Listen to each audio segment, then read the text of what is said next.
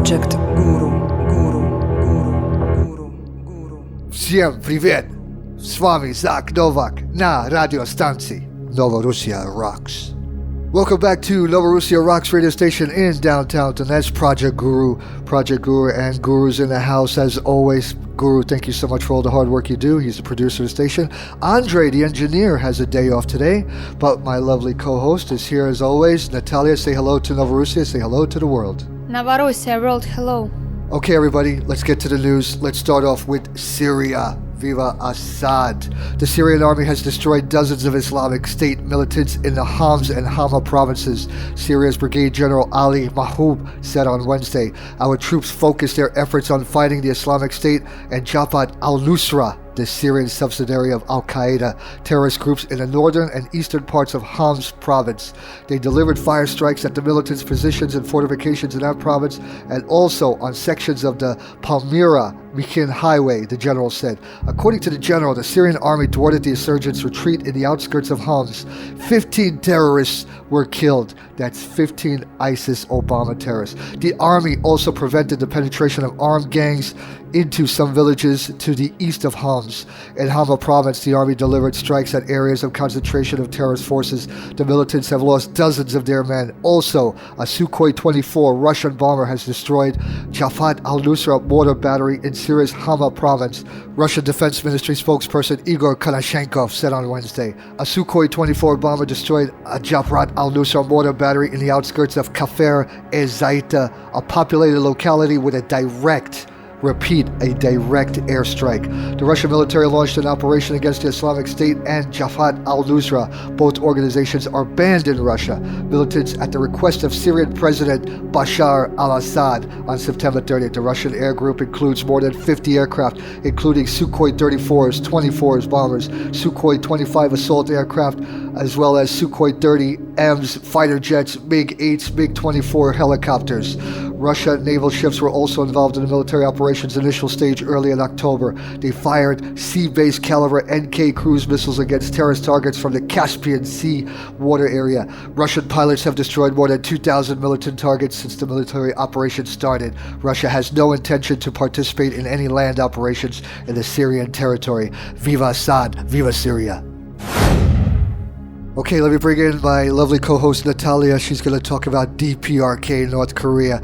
Mother Russia is doing so much to bring peace around the world and to work together with their friends, trying to bring peace to the Middle East and bringing health aid to Latin America, together with BRICS nations and with South Africa, and now together with our brothers and sisters in North Korea. Natalia will talk more about this. Natalia, please. DPRK and Mother Russia. Russia and North Korea military begin talks in Pyongyang. Russia and North Korea have started negotiation at the level of representatives of general staffs.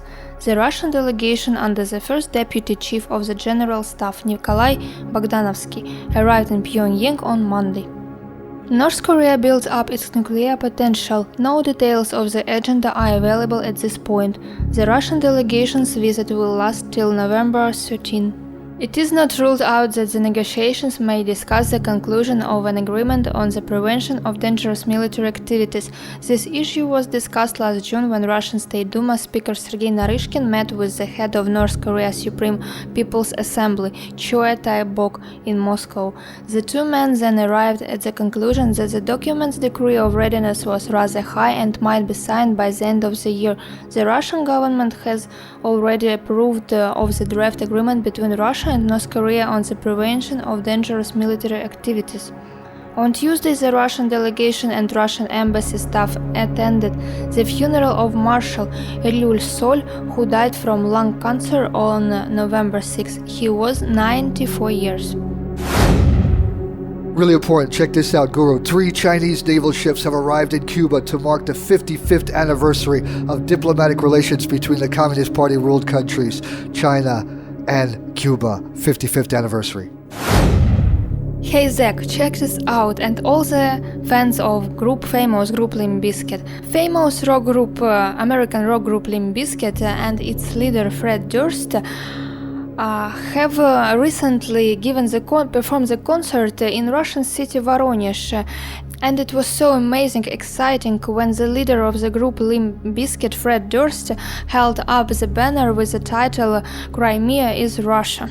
And during the concert, he wore a beautiful hoodie with the title Russia. Beautiful. And with our brothers and sisters of South Africa, Russian Foreign Minister Sergei Lavrov will discuss the prospects of bilateral cooperation with his South African counterpart, Maete Nakhona Mashabane, today in Moscow. Nakobane is known very well in Russia as Lavrov, if you remember, Guru, blew her a kiss at the BRICS summit in July this year, and a video that became very popular on the internet. The Russian Foreign Ministry said that the talks will focus on prospects of cooperation and broadening foreign policy coordination on relevant issues of the international agenda. South Africa is one of the leading countries in Africa, and it traditionally has significant influence on settling conflicts in the region, especially to the south of the Sahara. South Africa is also part of the BRICS organization and has a voice in issues of forming financial institutions of member countries, as the topic has become increasingly important recently. South African experience may also be helpful for Russia in terms of practical issues of preparing for the FIFA World Cup. Pretoria is sending signals toward developing its cooperation with Moscow. South African President Jacob Zuma took part in the celebrations dedicated to the 70th anniversary of victory in the Second World War in Moscow on May 9th. He was accompanied by Nakhona, who stressed the enduring importance of the great victory for the future of the whole world. She also held a meeting with Lavrov, then speaking in favor of developing mutually beneficial cooperation in the spheres of trade and economy, mining, energy, and culture. Thank you, South Africa. Thank you, Lavrov. All right, Guru, we're heading to the end of the program, and I leave this for the end because it's just been very stressful, not only the past 24 hours, right, Natalia? Natalia has been bringing in, doing so much hard work, actually working almost 24 hours a day, and bringing in these just sad, horrific news of the atrocities committed by the Poroshenko regime. Fighters of Nazi Ukrainian nationalistic formation restarted their shelling of the airport in the morning. It was reported by the Defense Ministry of the DPR. Since 9 a.m., Nazi fighters had been shelling the territory of the airport in Donetsk using mortars of 82 and 120 millimeter calibers, also grenade launchers and small arms fire. Be reminded that the military heads of DPR handed to the OSCE mission report of the total withdrawal of mortars of 120 caliber from the front lines. Do you hear that?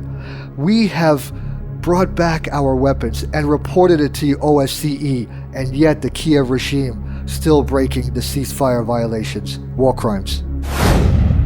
War crimes by the Poroshenko regime. A part of the Kuybyshev district was left without power as a result of shelling by Nazi Ukrainian fighters. As a sequence of the shelling of the village Severny in Kuybyshev district, the power line was damaged. Shell hit the lines, and as a result, nearly the entire village of Oktyabrskyi is with no power, including Hospital 21, the hospital. The enemy used mortars of 82 caliber. Moreover, today has been reported fascist Ukrainian sabotage groups worked in the Telemanovsky region of DPR, having used also mortars. They damaged power lines, and as a result, two villages, Staromarevka and Tavrivcheskoye, are without power. Nazi Ukrainian subversive group has cut off electricity supplies to two settlements in the Telemanova district in the south of the Donetsk People's Republic. Earlier in the week, the group blasted two power transmission towers, leaving the settlements of Staromarevka and Tavrivcheskoye without electricity. Our heroes from the repair brigades could not restore electricity supply as positions of the gunmen from the Nazi Aidar volunteer battalion were located nearby. They could simply start shooting the repairmen. We are waiting for the OSCE observers to settle the problem. Settle the problem, OSCE. Do your job. Noting that the subversive activity attempts were getting frequent in the district of late. The frequency of violations and provocations by the Nazi Ukrainian side is increasing.